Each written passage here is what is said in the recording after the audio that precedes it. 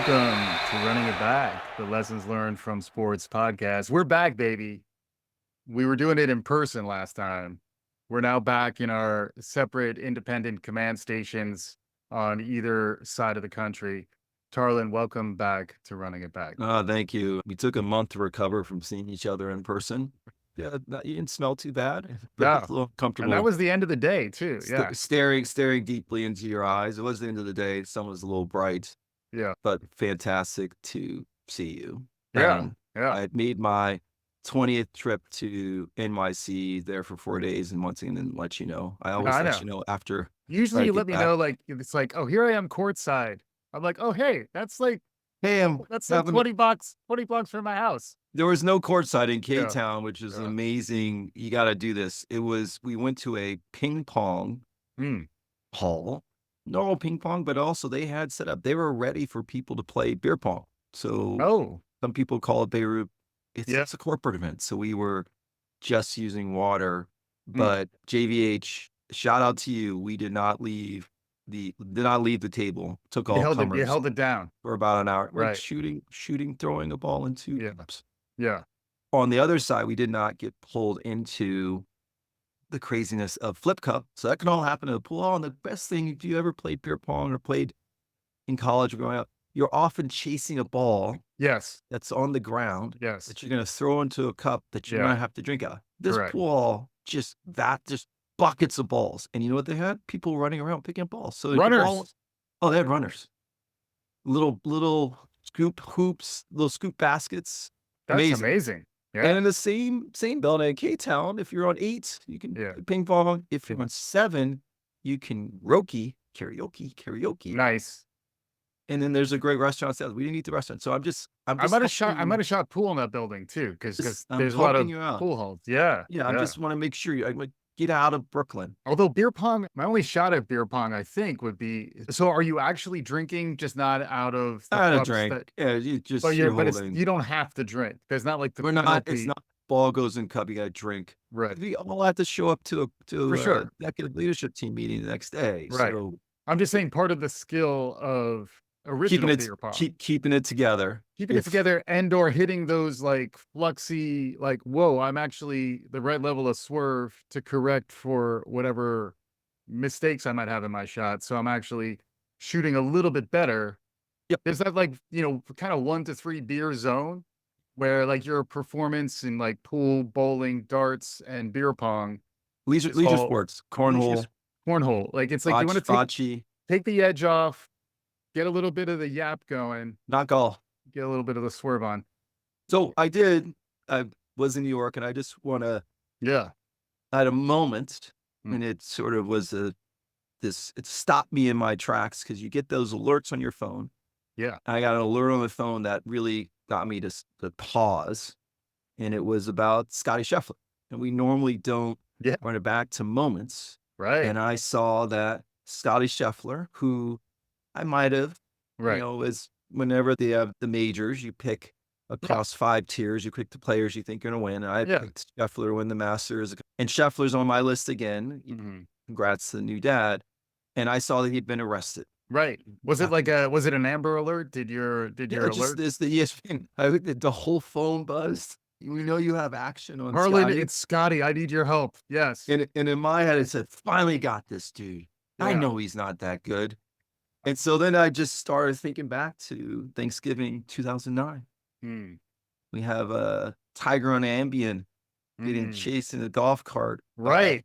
Ellen, the moment he got caught, knowing that he had slept with 120 other women. Perfect pull. 15th mistress, Rachel, you could tell Ellen was acting as if she was Tiger on Tiger's phone and was texting. And that's when everything broke. Right. It ruined my Thanksgiving. But I do also remember that happened at the time. All those like Japanese animations of like real life pop culture were very popular, because I'll never forget the wife running after him. This is in the fake cartoon, running after him with his driver as he backed over the fire hydrant, and it was. Yep. So maybe it was accurate, but I still remember those sort of fake cartoons. It was accurate. Yeah. So then I'm running back. So I'm looking back at And that was a moment. I don't think Tiger was arrested then, but he has some not great, but he had some multiple mug shots. He had some Yeah. DUIs, falling asleep at the wheel with flat tires. Yeah. And so then I went into a deeper hole, the greatest golf mug shots of former major Ah, champions. And the next one I had was John Daly, John Daly, of course. 2008, public intoxication of Hooters. Mhm. So we got public intoxication of Hooters. Yeah. The at Hooters is a nice note too. Well done. It's Yeah. on brand, and his Yeah. son has repped his NIL dollars. His first endorsement was from Hooters, so keep it in the family. Yeah. Apple doesn't fall far from the tree. Probably a great place to play beer pong, by the way. You Yeah, know? that's a good idea. Why isn't Hooters thinking about that? Come at us. You know, we're open to sponsorship too. We'll figure it all out. Yeah. That may be a little hard. Yeah. We'll have to clear it through Tarlin's people. I'm fine with it. But then, all right, Tiger's mug shots, Yeah. multiple DUIs, but you always think you can plaster that mug shot and pretend that he got arrested in 2009 because that's the right look on his face. And then Yeah. we got Scotty. And when the story comes out, it's the dude who was told by someone else and he's just trying to make his tea time. Yeah. That's why he got arrested. As far So as we know, allegedly, as far as we know, if you look at the cop, totally amped up, now granted, there was a fatality. He's Yeah. trying to protect he's And trying to protect everyone. there was a cop dragged by his car, right? Sure. Scotty's driving past the guy that doesn't know the cop is talking to him, so he starts holding on to the Yeah. door. It's also Dragging it's at 6 AM, and I did love Guy, what what? Scotty was wearing. Like, it was very clear he was barely awake. He wasn't on Ambien, but he was just like, I He's gotta trying to get get to there. his I gotta get to 5 my locker. I'll get organized there. And then I got my tea time at 10. and the entrance is right there. So Yeah. then I started saying, okay, that was a moment. It got me pausing to think about greatest mug shots, like, oh shit, what happened? Yeah. Is Scotty gonna play? Am I already out of this? Right. And then I started thinking, okay, then he plays. And I said, wow, I texted you. Was this the greatest sports feat of all time? Scotty Scheffler, about Catholic, really, truly someone, when he got arrested, and I watched the interview, all major celebrities, sports heroes will drop their name. Will say, Yeah. do you know? Yeah. Do And you know he who I am? never, someone asked him, did you tell him that you're Scotty? And he laughed. He goes, no, I had no idea what was going on. Yeah. I was trying to listen to the cop, and I never said, I'm Scotty Scheffler. Right. So the But dude, also, I mean, again, the reporter, the person who's not just gonna accept a story here is saying, maybe there's something else going on. Do we know what was in the trunk of the car? If he's not trying to call attention to himself, it may just be because he wants it to all blow over and no 100%, one to 100%. know, you We're going to know? have a deep cut on Scotty later. So Scotty, shaken, he said he was shaking. He was in the holding pen in the cell. Uh-huh. Stretches in jail. Yeah. Unluckily, fatal accident. Horrible. The workers just trying to get to work, crossing the street, gets killed. Stretches in jail, can see on the TV that there's a delay. Makes his tea time. By the way, And what's up with this jail? yeah, he said He's watching it in the TV. corner. No, it wasn't directly like, hey, Scotty. He said Yeah. he could see it in the distance. He's like, this The team. angle of it, but the way he's saying it's like, oh, I see myself all over the team. Like, oh, that's interesting. Look here, What's here's up with Scotty. what's up with the Hooscow in Louisville? They only have basic cable? Come on. So then, Dude, I want some premium channels. he makes I want his some tea time, I want some streamers. and he goes -5. Yeah. So I challenge you. I was looking. I mean, is this the Michael Jordan flu game? Yeah. I saw that. Think of any other moment where someone like Dion, where he had to play in 2 games. He played in Major League Baseball and NFL on the same day, so he had to make Yeah. his fight. But this is shattering his world, his Yeah. image. His Not to mugshot will mention, be he's got how old's his kid? His kid's like a 7 month days old. 7 days old. And now his kid has to live with that mugshot the rest of his life. I was And he impressed. went up and he nutted up and played -5. I We'll think see it's how the we'll see equivalent. how it ends. Maybe is this like a heroic?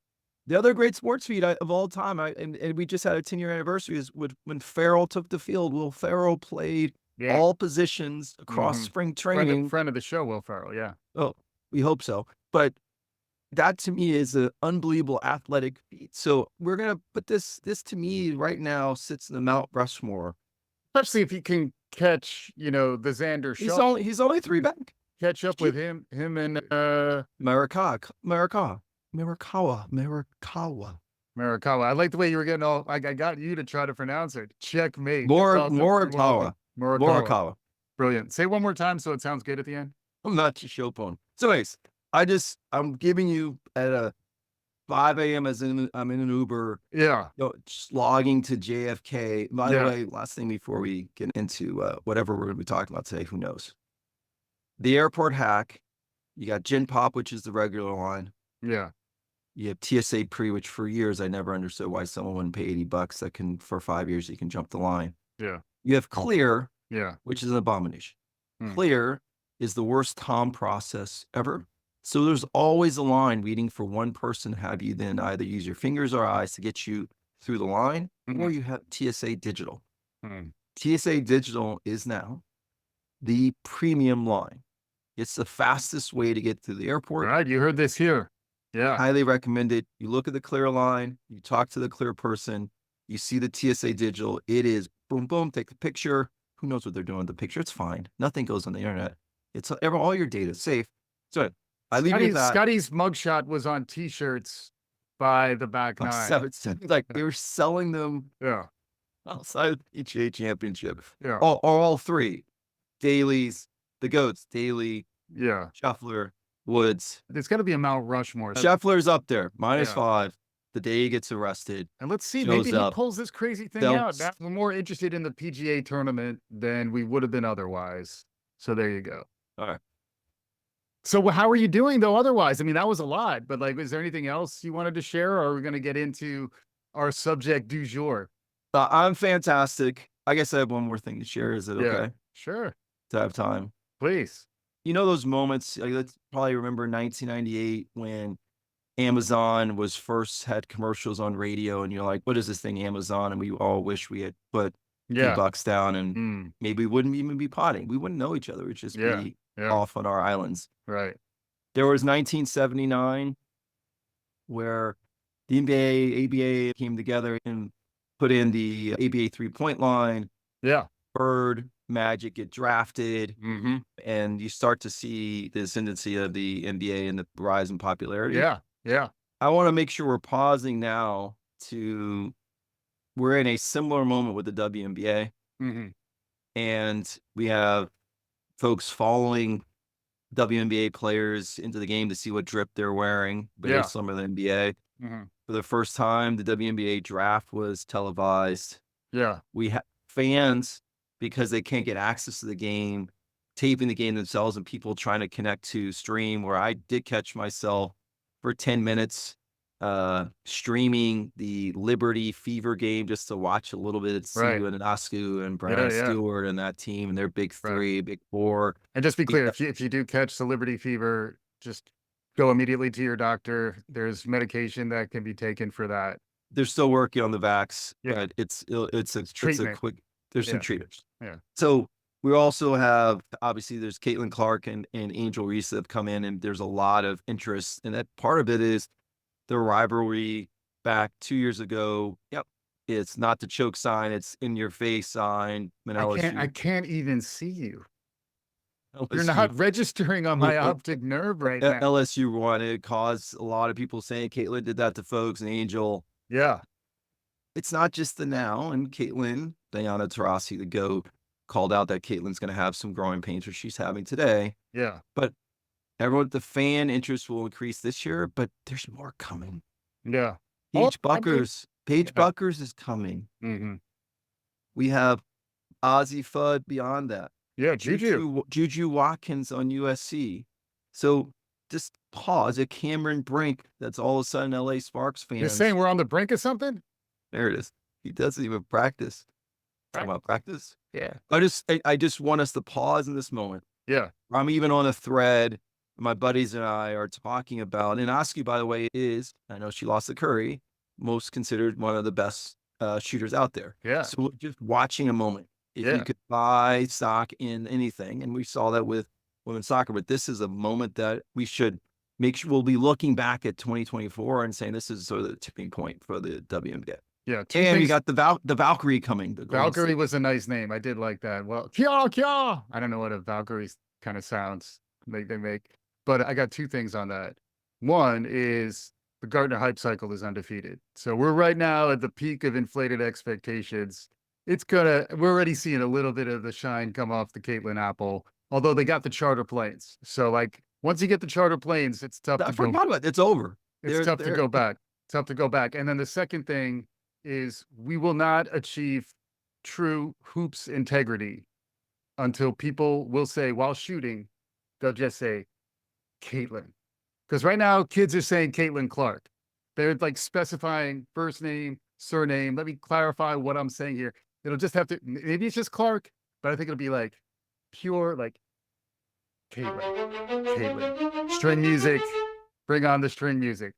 But we'll see. We'll see. I do agree. Watershed moment. Future is She's a nickname. We got Chef Curry. Like what is stuff's happening? Yeah, stuff's happening here. We'll figure it out. Just watch it's all coming together. But we wanted to talk about some other stuff. We wanted to talk a little bit about the NBA, right? You kind of can't ignore the NBA, although we're right in the midst of it at time of taping. As I said, and we did it, we actually had a conversation before. I am going to fade to black. I'm going to give you room. Yeah. For the first time ever. And he tried to ambush me on the 39th floor during our last pod when I had been up basically awake for 29 days.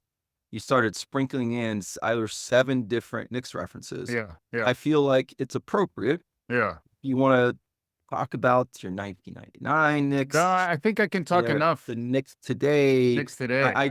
I used a reference and you weren't very happy with it and said, I'm the Aaron Bird of the Hamilton. I'm going to smile more. I'm going to talk less. Yeah, I just didn't like how that ended for Hamilton. Shout out to the people of Weehawken.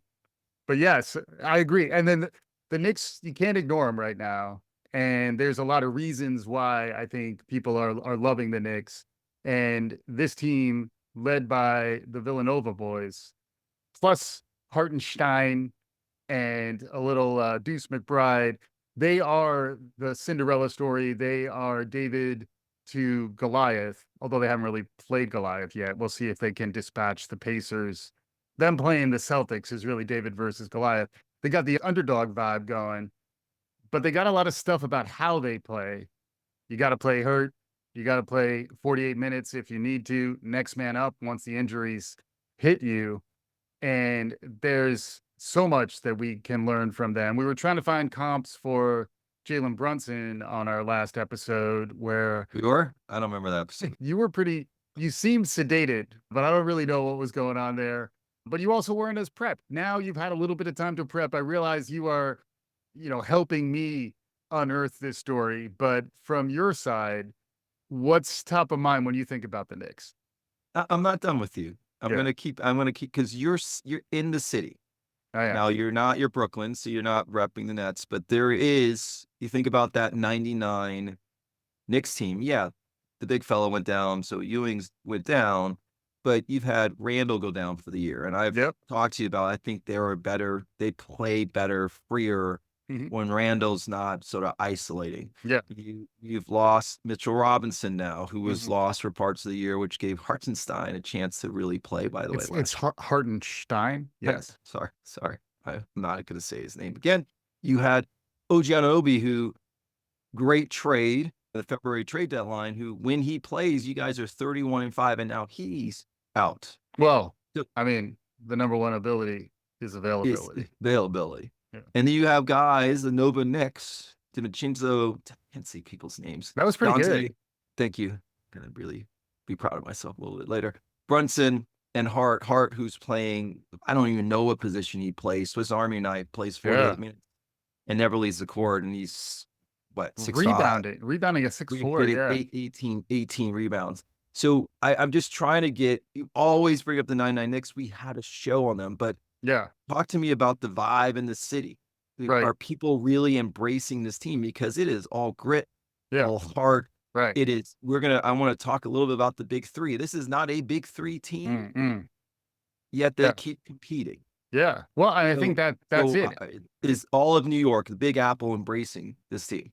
Absolutely. I mean, it's also, if you look at the barren wasteland of the last 20 years, there's been nothing. So like 99 was coming at the end of a pretty good run. It was the Ewing years where we didn't quite get across the finish line, but we were relevant. Everybody knew about us. Everybody hated us, frankly, because we played. Thank you, Pat Riley. We played tough, you're playing football on a basketball court. Bully ball, whatever we can get away with. But that was sort of representing an aspect of New York City. New York contains multitudes, Tarlin, also multiples, depending on how mathematical you are. But New York contains multitudes. So on one element, we're tougher, we'll out-bully you, and we'll kind of beat you into submission. That was the Ewing era Knicks.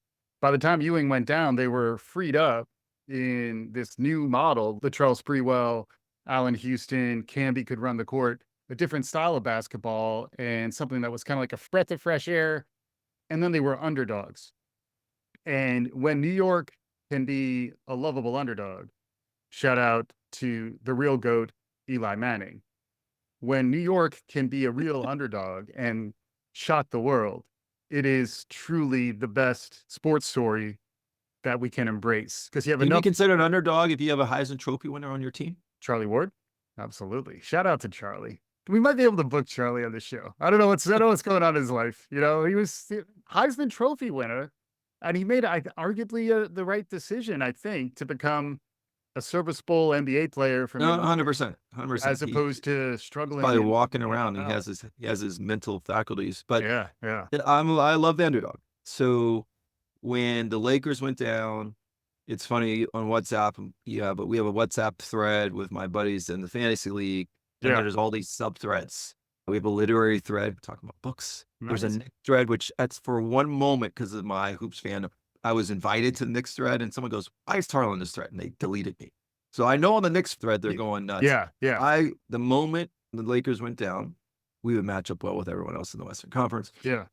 I've been a Knicks fan because of their underdog status. Yeah. Because of really, truly, and I tried to spend time. I want to dig into the Nova Knicks. I'm just so fascinated by a group of guys that played together in college, won together in college, playing in the NBA together with a chance to go for the chip. Yeah. Shades of Ernie Grunfeld and Bernard King. There you go. That's a deep Knicks cut. You're welcome. Played together in Tennessee. Born and raised in LA, happened to live in the New York area when I was 9 and 10. So I still remember going to Madison Square Garden to see Bernard King play. His jumper was wet. So wet, yeah. But don't ever do that again. Don't go that deep with the Knicks. I gave you the parameters. But like Brunson's performance is bringing folks back to 84 Bernard King, who was averaging over 40 points a game through that playoff. He was unstoppable. Playoffs. And playoffs? Pushed the Bird Celtics to 7 games back then. Couldn't stop the big three, McHale, Bird, and Parrish. With the original big three. I wanted to talk about big three at some point. So what's interesting though, you got the underdog Knicks, and then you actually have on the other side some players that may have some deep grudges against the Knicks, like an Obi Toppin. Yeah. Who you discarded. Right. And then you have someone in a Tyrese Halliburton that if I am Brunson, not only do I want to win, but I would be wanting to dominate that dude because he was the one picked for the 2024 U.S. Olympic team. Yeah. Over arguably the most underrated star in the NBA. Yeah. So how do you feel about Halliburton? Soft. That's the Kobe Bryant gift that's out there, is Kobe saying soft. And I would say he does seem to disappear. He's wispy to begin with, but as a wiry guy, I prefer to refer to myself as wiry rather than wispy. If you're wiry, you show up. You show up when it's go time. And what I like about this Knicks team is that, the hustle balls, the 50-50 balls on the court, rebounding, defending people who are much bigger than you, they just take all that on. And that is he live? Live? Yeah. Then he's thin, supple, and graceful. I don't know if he's all those things. Supple. That's a lot to talk about. We'll see what happens. Like, we're taping this before a couple of big game 7s on the horizon. So call your shot. What do you mean? Who's going to win? Knicks Pacers.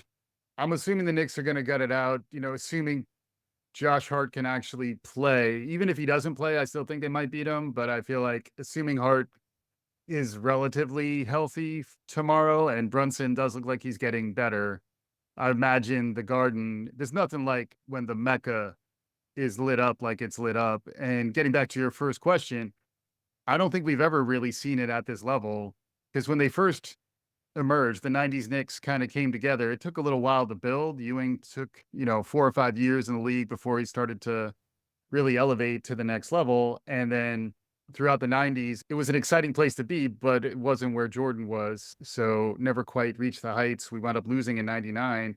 And then the dark years came where lots of draft picks, lots of trades, lots of overpaying mediocre stars, Oh, did you want to talk about Carmelo? including Carmelo Anthony. Yes, I'm so tired of seeing him. It sends my blood pressure way up through the like. Why? Like, Are you going to go to his retirement ceremony? Maybe to retire no, his jersey? the fact that Dolan has beef with Oakley and Melo has courtside seats for these games is part of what's wrong with the culture nowadays. Melo, who also shows up all these like photos of the 2003 draft. He's there. He's this He's got a guy. commercial. He's got a draft commercial. Yeah, and he's got a commercial. The draft trip. And he's got the beer commercial where he's talking crap to Eli. And it's like, I just don't want to see the guy that much anymore. I was bad enough for me to have to suffer through his ISO ball while they lost year after year after year. He never really put it all out there. And he certainly was not a leader. He didn't make the people who he played with better. So I'd like to put the mellow years behind me, but apparently Madison Avenue isn't going to let me free. I look forward He's got to make money. He's got to feed his family. So I don't know why you're so angry. I look forward to the future when there's plenty of Vincenzo Buick ads on my TV, when Josh Hart is running for mayor, when all the things that have He's going to be doing the one shop local pizza. Brunson is the one I'm curious where he goes, because he does seem to have, even when we were talking last month about this stuff, there's a level of genuine selflessness from him, even though he's scoring 40 points a game, that is almost uncanny. Like, I can't remember a time where a player was so clearly the dominant player on the team, and yet this maybe leads into the big three versus the big whatever we have. It's like the one in Brunson, but then the collective who he is a part of behind him. And I really couldn't think of that level of ball dominance and like team uplifting selflessness like him. I don't know if you have anyone who comes to mind. I did not prep for that. No one comes to mind. Yeah. I do think it helps. And this goes back to the Nova Knicks. They aren't stars, but they play their roles and been playing these roles for a very long time together, even though Dante, he's a champion in the league. So he played for the Warriors. Learned understaffed. 100%. But he's also, most people don't know, Dante in his first year playing for Nova, he was hurt, missed a lot of the year. But one of the things that he did coming back into the March Madness was he was the scout team guy. And one game, one practice, Buddy Hield was all world. Yeah. I think it was Oklahoma. He played the Buddy Hield role. Yeah. And literally it was unstoppable in a practice. Went nuts. Yeah. So he's got that fire, that heart. He can score, but Dante's not trying to take over the game. So I'm always going back to, I'm fascinated. Even with fantasy football, my co-manager, he knows, like I was deep 2 years ago, I wanted to get Jamar Chase because he's playing with his college quarterback in Joe Burrow. I wanted to 2 years ago when Adams went to the Raiders. We drafted Adams because Derek Carr, they played together at Fresno State. I just remember you have this innate, this connection that no one could take away. So you don't need to have this mixing and matching of this star. Like you already have chemistry. Yeah. So you have chemistry. So I like him. I'm just going to go to the other side. And I still want yours. So you say Knicks. I want to be another game 7. It's very similar, but we have another star on the team to what Luka's doing. Luka's ball dominant. Yeah. He's got a Kyrie flat earther who was he one of the top 75 players? I think so. All time. One of the great Game 7 shots of all time. Yeah. Ball skills off the chart. Ball skills off the chart and actually playing defense. But everyone else on that team, just rangy dudes. PJ Washington was caught in Charlotte. Gafford's like, get me out of Washington. Yeah. Derek Jones, former dunk champion. He's all over so this is a team that is not a big three, but they're playing their roles. Right. And when you look at Luka, he will be big baby when he gets out of the league. That dude is going to put on 50 LBs. He is struggling not to be. How is he? He looks like the most out of like. I know he's hurt. How does he? He looks like the most out of shape dude. My buddy always thought Chris Paul was out of shape. Like Chris Paul, if he just get in shape, and I texted him and said, "If Luka the new Chris Paul?" He goes, "Chris Paul will always be Chris Paul, but Luka's gonna blow up. Right. He's not elite." That's a similar team. Yeah, I agree. And also Denver is a transcendent star. Jamal Murray is great. Mhm. Availability is not always available. And then Mm. look at the rest of the team. Yeah.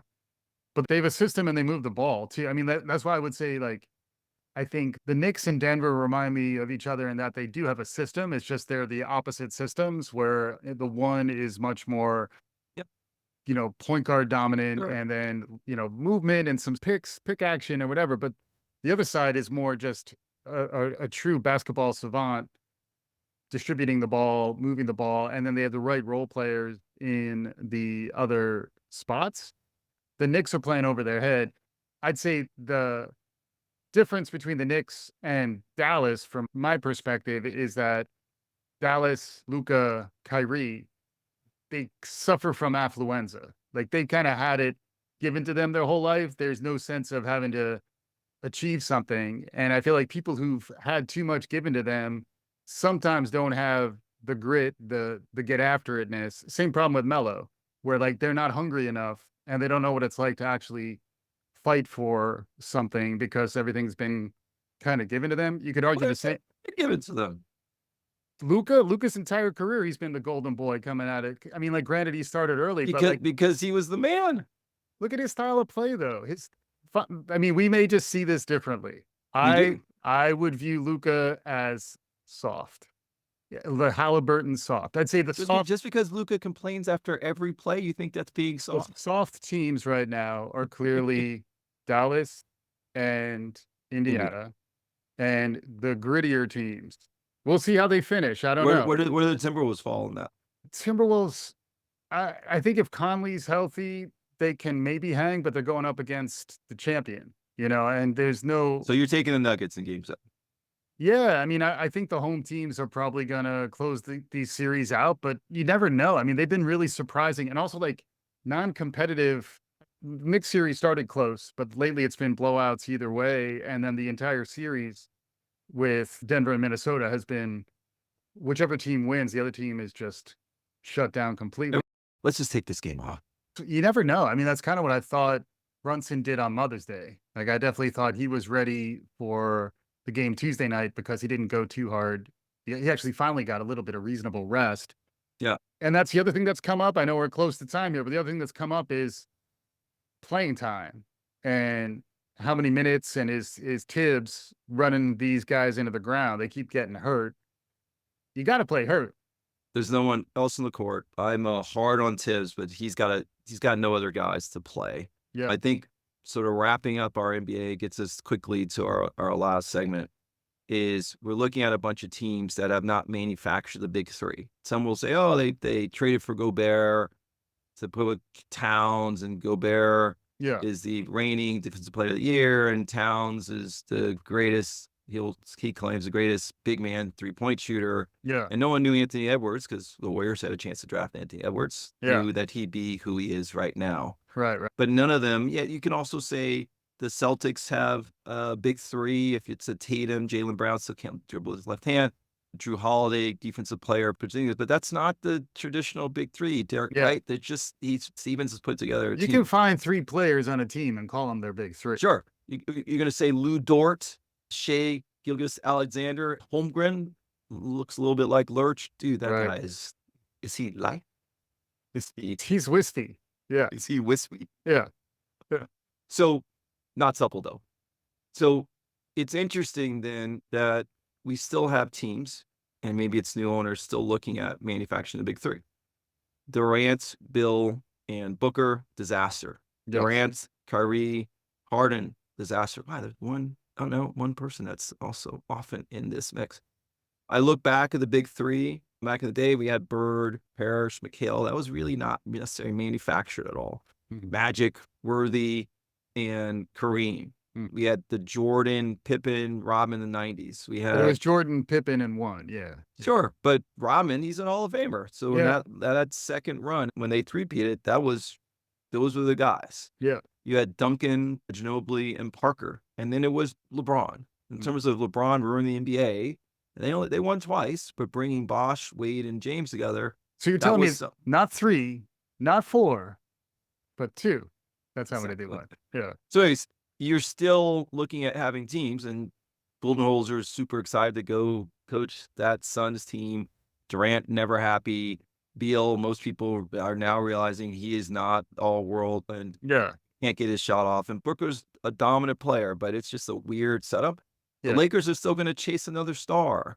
People are still trying to chase additional stars. What I love about the teams that are left is they didn't manufacture a big three, and you got people that can play roles, Yeah. that can play above, but these are all NBA players. Aaron Gordon was the top 4 pick in the draft. He was all world, dunking everyone in Orlando, and he is playing a role where there are nights that he doesn't miss. Right. He's playing in the dunker spot, waiting for Joker to find him because he's playing, he's doing exactly what he needs to do, Yeah. playing great defense at 6'9". So I'm dying as a Lakers fan right now with the team they have constructed to try to find another star to put with a 40-year-old Yeah. and Anthony Davis. If you happen to hit him in the shoulder, he may lose feeling in his arm for Yeah. 2 quarters. Mhm. I wish I had a Knicks-like team right now Right. because I would love to root for that underdog team, fight, grit, Yeah. punch you in the face. Right. And I think it doesn't sell as many tickets. Well, for the Knicks fans, it does, but it's hard to market that.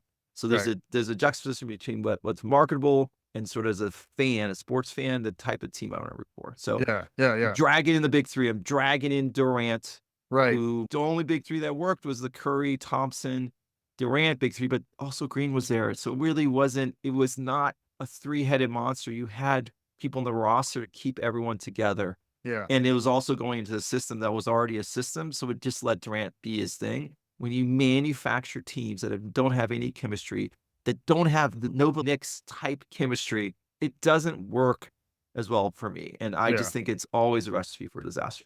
Yeah. I will say when you were texting me about the death of the big 3, I did think it meant Ice Cube's 3-on-3 league was going under, and I had to admit I was kind of both surprised and disappointed to hear that. That's not true. You were talking about these types of teams, and Mahmoud Abdul will still have a yeah, place to make buckets at 50. absolutely. And then I would say in terms of the big 3, you gotta think more about the intangibles and the selflessness of some of the hierarchy that's established there. I come back to Chris Bosh, where Chris Bosh could have been a bigger The man, scorer. He could have been a bigger scorer. He definitely had to continue to play defense and kind of like captain the back end of your yep, defensive presence. most And underrated person of that team. people just don't necessarily notice that. And that's Is he where wispy? he was. And then if you look at the current Knicks setup, each of those players, I would say, has more than what their stat line suggests. And they Talking all plus minus, plus minus. plus minus is an okay stat. You know, like it kind of starts to get at it. Also 50-50 balls is a good one. And, you know, offensive rebounds is there's certain plays that are more like hustle plays or, you know, Hart plays, to be a little on the nose about Josh Hart. But there's certain plays where you just have to want it more and you have to kind of break through on the motivational side. And I will say, you know, the underdog, the great thing about an underdog is that the motivation is there. Nobody believes in you and you Yep. got to prove everybody wrong. The flip side is, you know, the psychology of the overdog, which is hard. It's tough when you're Serena Williams and you're just expected to go out there and continue to dominate, and the psychology necessary to kind of turn it up and keep the heat on when everybody's really gunning for you. That is hard. But I do think some of these teams are more put into that overdog frame of reference by virtue of having a big 3 or by having the right agent or signing the right contract. And I think frequently that loses sight of who actually has the grit, the fire in the belly, the gumption to kind of get the ball across the finish line. The ball doesn't cross the finish line, but you know what I'm talking about. Big threes, I think, are gone. So what replaces them? Is it big team? Like, what's the new mental model out there that We will replaces continue the to have big threes. It's just big an threes? easier way to it's an easy way to pull teams together and actually manufacture some quick wins. So I think that's gonna I have a hard time seeing GMs move away from that because oftentimes if your franchise is losing, you have owners that are not necessarily patient. They want to figure out how to bring marketability, Mm, build the stands, right. and it's a star. And It's a star. three players Yeah. look good on a graphic. You know, if you start trying to bring the fourth, it does remind me a little bit. Malcolm Gladwell, I remember talking about weak link versus strong link sports. And basically, strong link sports, the best player on the field or the court is going to generally win, regardless of the team around them. And Gladwell was talking about basketball as a strong link sport. And then soccer as a weak link sport, where if you have a weak player in soccer, you can really exploit them. I'm wondering if the NBA is now evolving to the point where it's a little more about the weak links and it's a little more about, you know, who do you trust even coming off the bench? Yep. Can you kind of maintain that kind of high level of intensity the whole time? It'll be interesting to see what happens, you know, assuming the Knicks are healthy next year.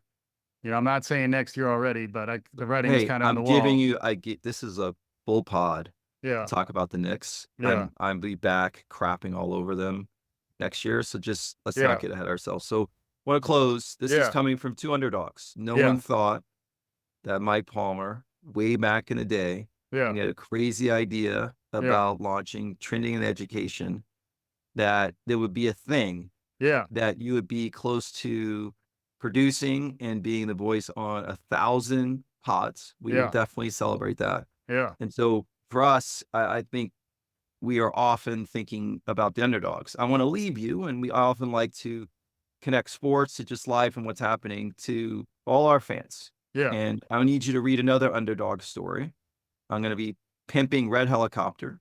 It is about an underdog story about a guy who works with a business that is going bankrupt. It is a company, Ashley Stewart, plus size women's line, and how that underdog story and a group of people and women that they didn't believe they could make any hay in the business world, they overcame using kindness and math. So we are also going to start, we always are trying to connect the dots. We spend a lot of time digging into the NBA. Don't forget, this is the moment, and you Gartner hype cycle, but this is the moment that the WNBA is rising. This is the moment that we would highly suggest to general managers out there to stop trying to manufacture the big threes. Play a little like Brad Stevens, who has 6, 7, 8 dudes on that squad. This is the moment, one time only, that I am deep in the Knicks bandwagon. So make a little room, Palmer. Yeah. I will be rooting for you. And remember, we said it here, 50 plus LBs, and Luka finally hangs it up. All right. Just be careful, Tarlin. Knicks fandom been known to be habit forming. Thank you, listeners, for sticking with us. We'll be back again soon. This is Running It Back. Thanks as always for listening.